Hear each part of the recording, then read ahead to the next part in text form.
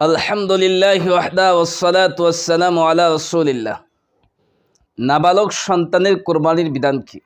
নাবালক সন্তান যদি নেশাব পরিমাণ মালের মালিক হয়, অর্থাৎ যেই পরিমাণ সম্পদ থাকলে একজন ব্যক্তির উপর কোরবানি ওয়াজিব হয়, এই পরিমাণ সম্পদের মালিক যদি হয়, তাহলে তার উপর কোরবানি ওয়াজিব হবে না, কেননা সে নাবালক।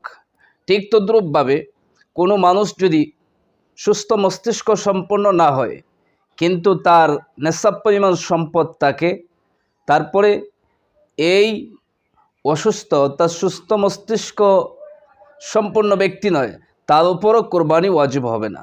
তবে তাদের অভিভাবক তাদের নিজস্ব সম্পদ থেকে তাদের পক্ষ থেকে কোরবানি আদায় করলে অসুবিধা নাই, করতে পারে। মুসাফিরের জন্য কোরবানির বিধান কি? মুসাফিরের উপর কোরবানি ওয়াজিব নয়, যদিও সে সাহেবের নেশাব, তারপর তার উপর কোরবানি দেওয়া ওয়াজিব নয়। দরিদ্র ব্যক্তির কোরবানির বিধান কি? দরিদ্র ব্যক্তি, যেই ব্যক্তি কোরবানির নেশাবের মালের মালিক নয়, তার উপর কোরবানি দেওয়া ওয়াজিব নয়। হ্যাঁ, তবে ওই ব্যক্তি যদি কোরবানির নিয়তে পশু ক্রয় করে, তাহলে তার উপর ওয়াজিব হয়ে যায়।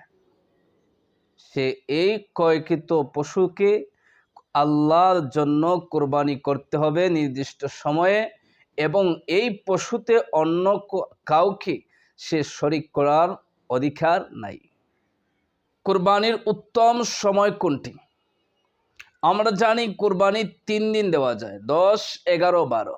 কোরবানির সবচেয়ে উত্তম সময় হচ্ছে প্রথম দিন। কেউ যদি প্রথম দিন না পারে, তাহলে দ্বিতীয় দিন, এরপরে তৃতীয় দিন, অর্থাৎ